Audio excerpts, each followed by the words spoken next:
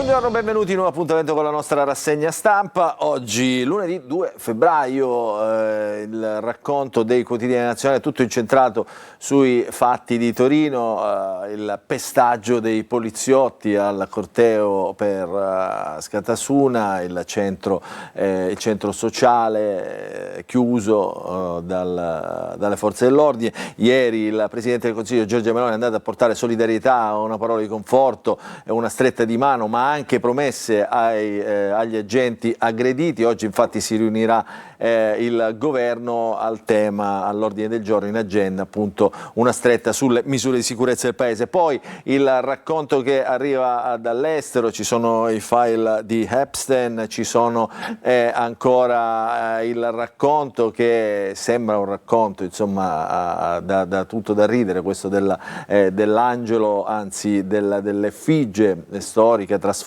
nel volto di Giorgia Meloni. Oggi intanto la raccontano anche con diverse sfaccettature. E poi in Sicilia la frana di Niscemi, ovviamente, che capitalizza tutta l'attenzione. Partiamo dalla lettura dei quotidiani nazionali con il Corriere della Sera. Il titolo è sicurezza stretta dopo Torino. Meloni fa visita ai poliziotti feriti, parla di tentato omicidio. Oggi appunto, come dicevamo, il vertice di governo. Le indagini hanno permesso di riconoscere uno dei responsabili arrestato, si tratta di un 22enne di Grosseto. La visita appunto agli agenti feriti e poi oggi il vertice. Vedete la vignetta di Giannelli oggi sul Corriere, insomma, racconta del restauro della Chiesa di Roma con Giorgia Meloni che in qualche modo è diventato un angelo. Allora, poi andiamo a vedere altre notizie, sempre sul Corriere della Sera. Il drone russo su un bus, strage in Ucraina, uccisi 12 minatori.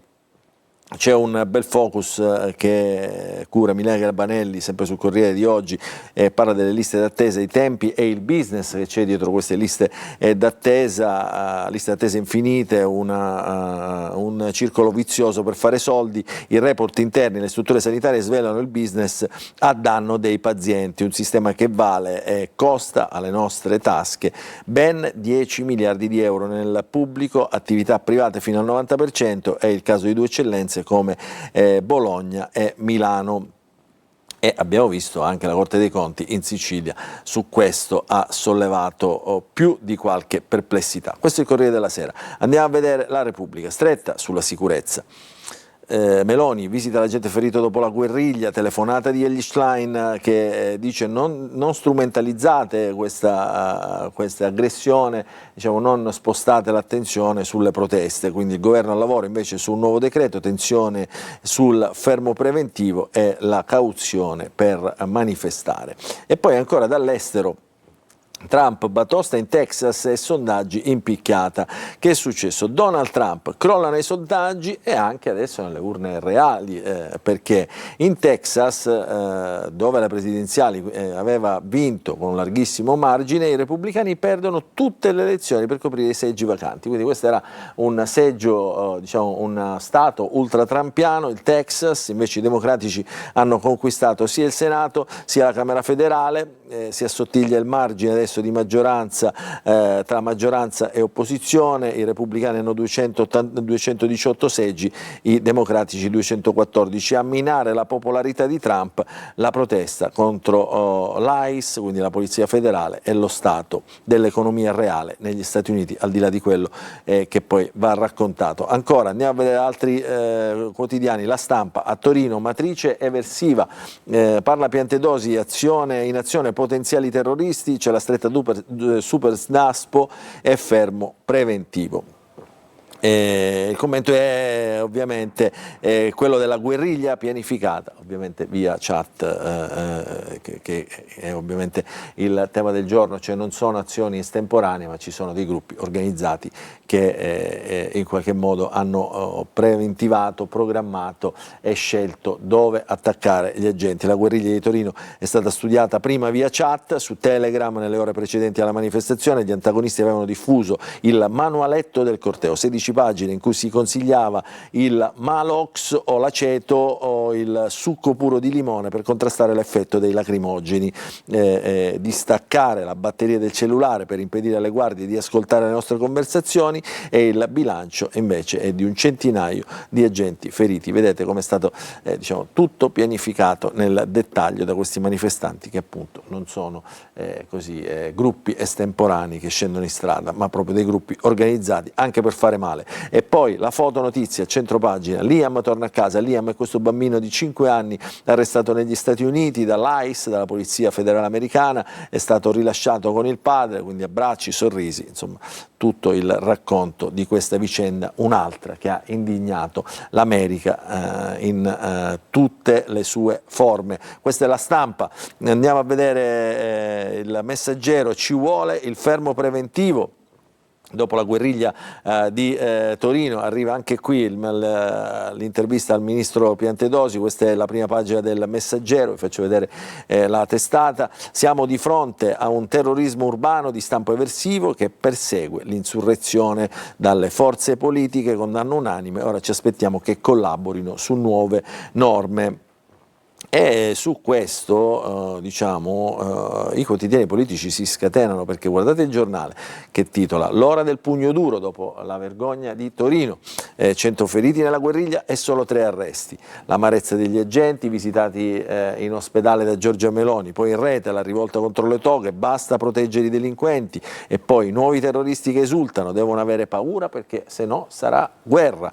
E poi la sinistra che secondo appunto il Giornale di centrodestra sarebbe in crisi, condanna a parole ma già accusa appunto il centrodestra. Quindi questo tutto il racconto della vicenda di Torino da parte del quotidiano Il Giornale. Andiamo a vedere altri quotidiani insomma sulla stessa linea del Giornale, prendiamoli ad uno. Questo è il titolo del Tempo. Ancora vi faccio vedere Libero che accusa la sinistra martella la verità, prendendo appunto spunto dal martello con il quale è stato picchiato il poliziotto durante il corteo. Tra giornalisti e politici rossi è corsa a chiedere di non criminalizzare Askatasuna. Meloni visita l'agente ferito e Lichtlein non ci va ma si lamenta e dice non usate strumentalizzazioni. Poi ancora paura a Milano, irregolare ruba una pistola, spara a una volante, viene colpito, adesso è grave. Si aprirà ovviamente l'ennesima polemica sull'utilizzo delle armi da parte delle forze dell'ordine, in che condizioni, in quali situazioni possono e devono essere usate. Questo è un altro caso che accade appunto a Rigoredo, ma non è un caso isolato. Questo è Libero. Andiamo a vedere invece La Verità. Sparano ancora sulla polizia, di nuovo Rogoredo, ho detto Rigoredo prima, Rogoredo, cinese irregolare, rapina, guardia giurata e apre il fuoco sugli agenti, salvi per miracolo, reagiscono, finiranno indagati, sempre nel capoluogo, il ragazzo accoltellato in pieno centro, il PD locale aveva appena manifestato contro l'ICE di Trump, e quindi questo è il racconto. Insomma ci sono due visioni diametralmente opposte della questione sicurezza nel nostro paese, che rappresentano appunto le divisioni delle parti politiche. Andiamo a vedere invece l'altra lettura, perché il Fatto Quotidiano ad esempio dice: il governo dell'insicurezza, meno giudici e più criminali, quindi ribalta la lettura sulla questione della crisi della giustizia. Le toghe denunciano aumento di reati ovunque, ma perché i magistrati sono sotto organico, quindi insomma non possono dare delle pene più veloci e certe ai delinquenti. Domani invece gli utili delinquenti, vedete, di Torino, la destra va all'assalto dei diritti, dopo gli scontri tra la polizia e gli antagonisti, arrestato uno degli aggressori del poliziotto assalito, Meloni accelera sul decreto sicurezza, si lavora al fermo preventivo, il leader della Lega cauzione sui cortei. Quindi insomma questo è tutto il racconto che i giornali di oggi fanno su questa vicenda, che ha certamente capitalizzato tutta l'attenzione della stampa di oggi. Noi invece adesso ci fermiamo per una piccola pausa, ritorneremo subito dopo con i quotidiani regionali.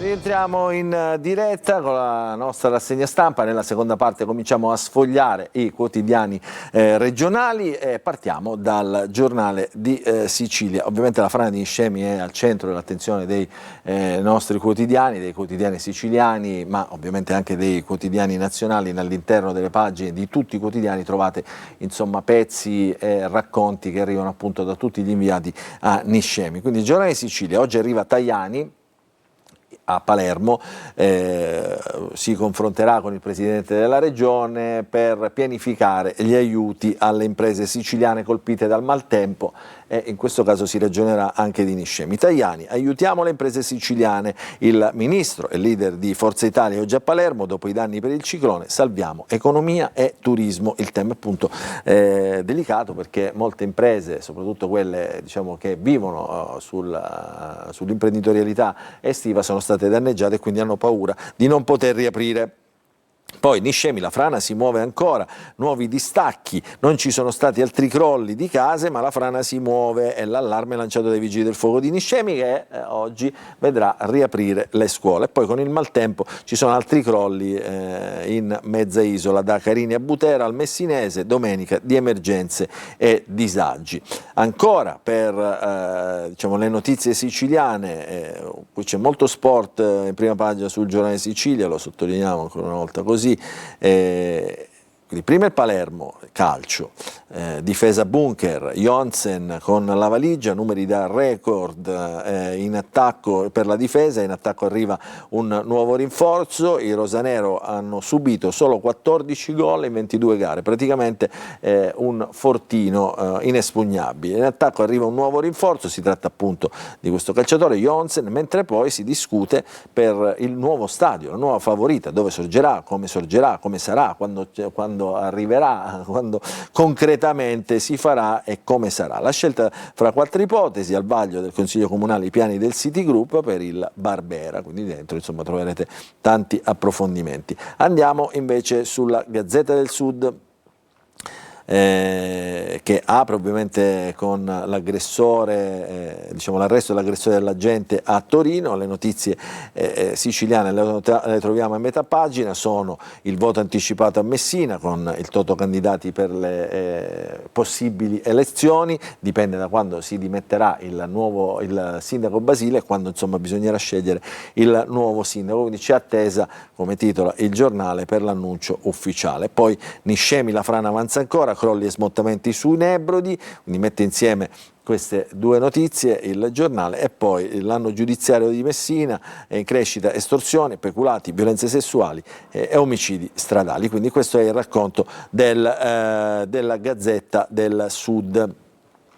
Andiamo a vedere le pagine, la prima pagina della Sicilia di Catania, poi raccontiamo con un po' più di dovizia di particolari la frana di Niscemi, che è titolo d'apertura della Sicilia, che facciamo vedere nella prima pagina del complesso. Niscemi, altri pezzi di case nel vuoto, la frana continua a camminare, lo dicono appunto i vigili del fuoco, la città fantasma è anche isolata, la viabilità disastrata e oggi riaprono le scuole. Poi abbiamo visto i temi della sicurezza e altri temi di politica nazionale ed internazionale che troviamo appunto sulla prima pagina della Sicilia. Vi facciamo notare anche questo pezzo che riguarda l'Etna, una domenica tormentata, i due versanti restano tormentata per la tormenta, diciamo, i due versanti restano isolati, ieri maltempo, anche l'altro ieri nel pomeriggio, che ha costretto insomma, gli avventori, i turisti, gli sciatori che avevano preso d'assalto gli impianti appena aperti a tornare indietro, diciamo, a congestionare l'unica strada che porta diciamo, a valle da Piano Provenzana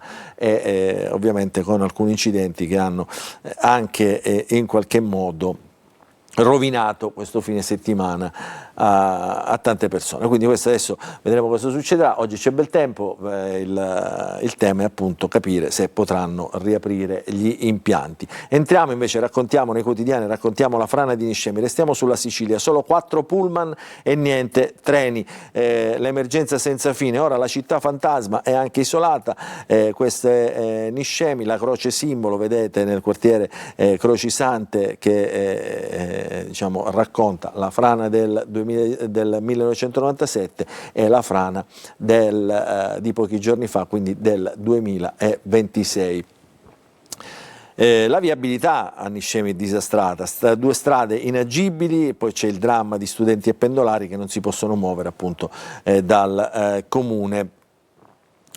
Andiamo a vedere diciamo, altre notizie che riguardano la frana di Niscemi, perché oggi si torna a scuola. Quindi angoscia e psicologi, il ritorno tra i banchi dei bambini di Niscemi. Qui siamo su Repubblica, i piccoli delle scuole in zona rossa sono stati spostati in altri istituti, una maestra intervistata dice dopo il trauma li faremo sentire al sicuro, perché appunto il tema è rientrare e ridare sicurezza a questi bambini che stanno davvero vivendo una tragedia. Guardate le domande che fanno i ragazzini riportate appunto dalla maestra, dalle mamme. Mamma, in classe ci saranno i miei compagni, posso portare il pallone? Chiede Giulio di 6 anni, la sua casa perduta, anche la vecchia scuola è perduta, così giocattoli, libri, quaderni, ma a volte bastano un pallone e un campetto per pochi amici per non sentirsi smarriti. Quindi questa è davvero una emergenza senza fine. E poi c'è un edificio che racconta la vita di Niscemi, che adesso si trova in zona rossa, inaccessibile, proprio nella fascia dei 50 metri, quindi quella proprio invalicabile, dove non ci si può più entrare. È una biblioteca in bilico, è un tesoro da salvare, dentro tutti i volumi, tutte le carte che raccontano i 400 anni di storia di Niscemi. L'appello lo fa Stefania Auci per poter salvare appunto il patrimonio culturale e letterario della biblioteca di Angelo Marziano, questo è il nome insomma dello storico di Niscemi. Andiamo a vedere invece la Gazzetta del Sud, che racconta appunto anche questa storia diciamo del rientro a scuola per aiutare gli alunni. Ci saranno gli psicologi per aiutare gli alunni ad affrontare lo shock della frana. Il paese prova a ripartire cercando di cogliere segnali di ripresa della normalità con la riapertura delle strade di collegamento. Poi parallelamente abbiamo raccontato in queste ore anche un'altra frana, quella di San Fratello, un'altra storia triste di errori e spopolamento. 4 febbraio 2010, ben 50 milioni di metri cubi di terreno scivolano verso valle, squarciando a metà il centro abitato. Dopo il nuovo crollo nel 2023 della Roccaforte, tutto è bloccato dal sindaco Picciotta, sollecita la definizione dell'iter. Quindi insomma, vedete, non sono fatti isolati queste delle frane, e non sono fatti isolati neanche l'immobilismo e l'inerzia della classe politica e istituzionale, che non riesce poi a dare risposte al territorio. Questo invece è un'immagine che diciamo, racconta meglio di tante parole la frana di Niscemi. Cos'è successo? Lo scivolamento del terreno a valle, insomma, così come è diciamo spiegato dai geologi. C'è un'altra immagine, sempre per restare al tema di Niscemi, che è diventata simbolo di questa tragedia, è quest'auto sul precipizio. È stato rintracciato dal giornalista del Corriere della Sera anche il proprietario di questa casa, ovviamente inagibile. Quell'auto non si potrà più riprendere. L'auto sul precipizio e la mia era in garage, ora anche lei è in bilico come tutto ciò che ho, ed è questo signore appunto, che è un ex geometra, si chiama Marcello Di Martino, 80 anni, per la frana è stato costretto ad abbandonare la sua casa. In chiusura vediamo una notizia che, anzi no, andiamo a vedere prima anche quest'altra notizia: i 3 cacciatori morti. Questo è un giallo che è venuto sui Nebrodi, il giallo dei Nebrodi. Infatti 3 cacciatori morti, nessuno si è suicidato e il killer è ancora libero. Autopsia interlocutore, si aspettava dall'esito dell'autopsia che qualche chiarimento ulteriore rispetto a questo triplice omicidio. Queste sono le vittime, 82, 46 e 26 anni, sarebbero dei cacciatori. Diciamo, adesso ci sono i tabulati telefonici al setaccio, si stringe il cerchio su un quarto uomo che è stato avvistato con loro in zona, e poi slittano pure i funerali che appunto erano previsti in questi giorni. Si attende per capire cosa possano dire ancora questi cadaveri agli inquirenti. Nel giornale Pubblica diciamo, nessuno dei tre certamente si è ucciso. Prende dunque piede in queste ore l'ipotesi di un quarto uomo che è stato interrogato nei giorni scorsi. L'uomo non sarebbe ancora indagato, ma la sua posizione potrebbe cambiare nelle prossime ore. Di certo aveva accompagnato Gaetani, che è una delle vittime, nella battuta di caccia e non ha dato l'allarme. A darlo invece è stato un passante in motocross che ha visto uno dei tre corpi e ha avvertito il 112. Diciamo, prima di chiudere facciamo vedere una pagina di sport, anche diciamo, parliamo del Catania, perché il Catania diciamo, ha perso la sua partita diciamo, del fine settimana, adesso diciamo, è il giorno delle riflessioni, ha perso anche il primo posto in classifica, quindi la corsa verso la B deve continuare, si dicono diciamo, nell'entourage rosso-azzurro. Dopo il KO contro il Sorrento e il successo last minute del Benevento, i rossazzurri chiamati a rialzarsi da un ambiente che vuole rimanere compatto. La risposta potrà arrivare sabato alle 17:30 nella gara interna contro il Trapani. Rientrerà qualche pedina per mister Toscano, Casasola una di queste. Prima di chiudere, anzi, vi facciamo vedere anche un'altra pagina della Sicilia, perché cominciano i giorni della festa di Sant'Agata a Catania, quindi ieri assegnata la Candelora d'Oro, stasera un concerto, domani diciamo, le celebrazioni che cominceranno di mattina con l'offerta della cera, una pianificazione speciale, e questo è il piano sicurezza, per accogliere migliaia di fedeli, devoti e turisti. Queste sono le operazioni della polizia al lavoro da mesi per garantire una festa di Sant'Agata in sicurezza. C'è un'intervista con il capo di gabinetto della questura Alessandro Drago, quindi, che spiega insomma come è stato posto in sicurezza il centro storico. C'è anche un'iniziativa per chi vorrà raggiungere Catania, i taxi a 10 euro, lo pubblica anche il giornale, taxi a 10 euro dalle 10 del mattino alle 20 di sera nei giorni della festa di Sant'Agata, quindi un'iniziativa già attiva che si concluderà giorno 6, quindi per chi vorrà raggiungere il centro e lasciare la macchina, questa è un'occasione buona insomma, per muoversi a piedi. Oggi, è davvero tutto, la nostra rassegna stampa finisce qui, vi ringraziamo per averci seguito, vi auguriamo un buon inizio di settimana a tutti.